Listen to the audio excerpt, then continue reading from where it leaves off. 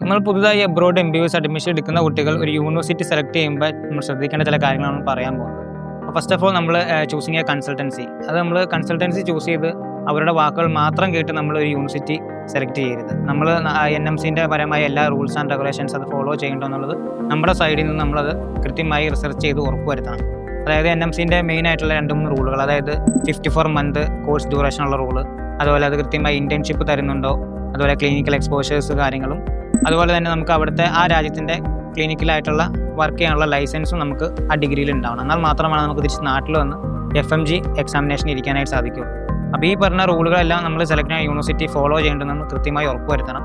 പിന്നീട് അത് കൂടാണ്ട് നമ്മൾ കൃത്യമായി അവിടെ പഠിക്കുന്ന കുട്ടികളായിട്ട് കോൺടാക്ട് ചെയ്യാനും, അതുപോലെ അവിടുത്തെ റിയലിസ്റ്റിക് സിറ്റുവേഷൻസ്, അതുപോലത്തെ ക്ലിനിക്കൽ എക്സ്പോഷർ ആയാലും അവിടുത്തെ പ്രാക്ടിക്കൽ കാര്യങ്ങളൊക്കെ നമുക്ക് കിട്ടുന്നുണ്ടോ എന്നുള്ള കാര്യങ്ങൾ കൃത്യമായി നമ്മൾ അവിടുത്തെ ഒരു ബാക്ക്ഗ്രൗണ്ട് ചെക്കപ്പ് ചെയ്തതിന് ശേഷം മാത്രമായിരിക്കണം നമ്മൾ യൂണിവേഴ്സിറ്റി ചൂസ് ചെയ്ത് അവിടുത്തെ അഡ്മിഷൻ പ്രൊസീജിയേഴ്സ് സ്റ്റാർട്ട് ചെയ്യേണ്ടത്. അപ്പോൾ നിങ്ങൾക്ക് ഇതുപോലത്തെ ഡൗട്ടുകൾ കാര്യങ്ങൾ ക്ലിയർ ചെയ്യാനായിട്ടും അതുപോലെ കൂടുതൽ യൂണിവേഴ്സിറ്റിനെ കുറിച്ചും ഡീറ്റെയിൽസ് കാര്യങ്ങൾ അറിയാനായിട്ടും feel free to contact us.